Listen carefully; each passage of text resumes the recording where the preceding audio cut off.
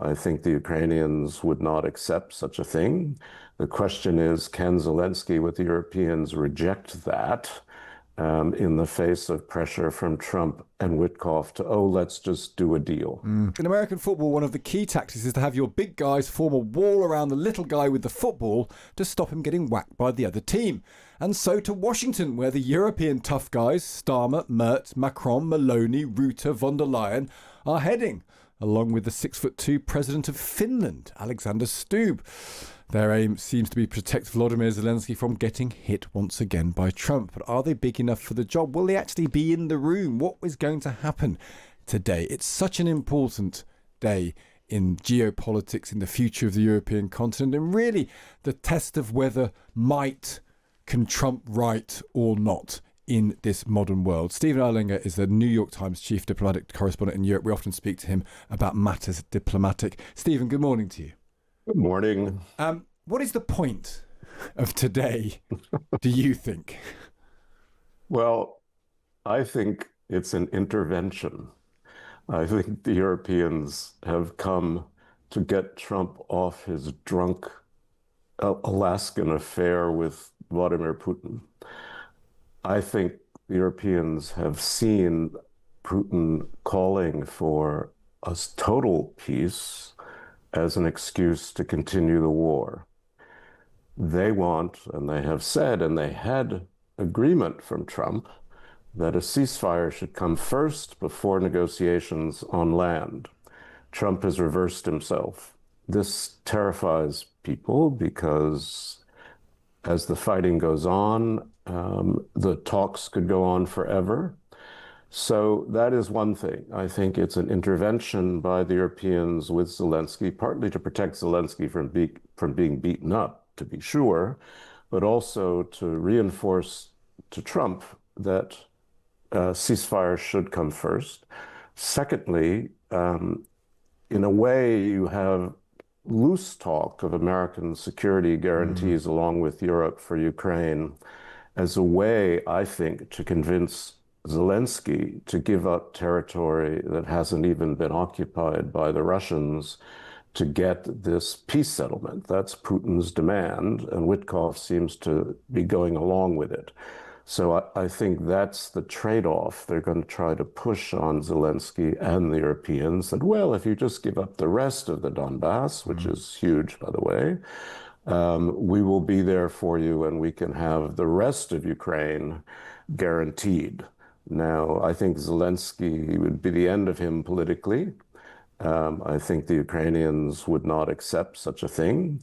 The question is, can Zelensky with the Europeans reject that in the face of pressure from Trump and Witkoff to, oh, let's just do a deal? And Zelensky, a lot of people are saying, couldn't accept it even if he wanted to, because any transfer of land to Russia constitutionally requires a referendum. So presumably, even if the deal is presented to him, he can't accept it, can he? Even if he wanted to, which he probably doesn't. Well, it would have to come at the end of a peace settlement. I mean, this is nothing you can give away right now. I mean, this is an opening line. If the peace talks are serious, it's going to take months and months because there's a lot to work out. And so these security guarantees would only come at the end, and the territorial changes would only come at the end. And Ukraine has been very straightforward, saying we're happy to talk about territory, but we want the war to stop first. And I think that's really part of what's going on. I said to you before Alaska that I was sure Putin would come up with some new offer that was more attractive to Trump, and that's just what he did. He turned the pressure on him for sanctions to, stop the war into his classic jujitsu move, saying, well, let's have a peace treaty instead. So now there's no more talk of pressure on Russia, but now pressure on Zelensky again. So that's Putin's cleverness, and I think that's what the Europeans are trying to reverse or to moderate. And there's no talk of sanctions on Russia really at all anymore, is it? It's now, none. No. That seems to have been taken off the table. What about this question of a NATO-style security agreement? It's a funny position to be getting ourselves into, where Russia's red line has always been Ukraine can't join NATO. Trump seems to be saying Ukraine will never join NATO, but he's willing for a NATO, so Witkoff says at least, or we're willing for a sort of Article 5-like guarantee. That feels very woolly, doesn't it? Well, it's very woolly. It's also, I think it's another indication Witkoff doesn't really have the experience to know what he's really talking about, because to be honest, an Article 5-like guarantee is Article 5. I mean, if you're going to have NATO countries with troops on the ground in Ukraine and there's an attack by Russia, or let's say a missile hits in the wrong place, then you have a really serious problem. Now, the question for the Americans is you can't have real security guarantees, whatever you call them, for Ukraine without American involvement and help. Trump has been actually quite vague about this, and I don't believe it involves American troops on the ground. I don't know even if it involves a lot of NATO troops on the ground. It may be monitoring, it may be the promise of air cover, it may be lots of things. It may be certainly intelligence sharing, but Article 5, I think it's a dangerous analogy to make. You understand how diplomacy works, Stephen. It's very odd, isn't it, to be having a meeting like this where a lot of these things normally would be agreed in advance, there'd be rules of engagement, there'd be understanding of where things move. It strikes me as kind of extraordinary that we've got these 7 European leaders on a plane to Washington, Zelensky there. No one seems to quite know how it's going to be choreographed, whether the Europeans are in every meeting or just in a side room and being brought in. Are they there for show? Are they there? Do they have the power of refusal? Do they have the power to really to stand up to Trump at all? It feels like everything is completely... It's why it'll be an extraordinary watch and listen this afternoon. I mean, it's really ad hoc because, frankly, in this original call, Trump said to Zelensky, who asked for the meeting. It's Zelensky who asked to come to the White House. And Trump said, well, you can bring along some people if you want. And that got turned into a debate among Europeans about who would go.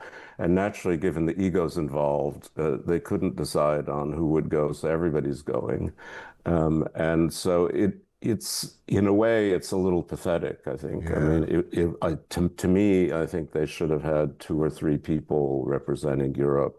But, you can't keep Macron out of the spotlight, let alone everybody else. So, and it would be also pathetic, Stephen, in a way that Europe guarantees a peace it doesn't agree with. That's a slight danger in all of this, that Russia and America agree some form of notion of peace that either Zelensky has to accept because there's no alternative, and then Europe has to secure. That's a very dangerous world to be getting into, isn't it? Well, I think it is, but I mean, I think the real effort here is to ensure that there is a sovereign, independent Ukraine that has the ability to make choices, even if its territory is less than it was 10 years ago, right?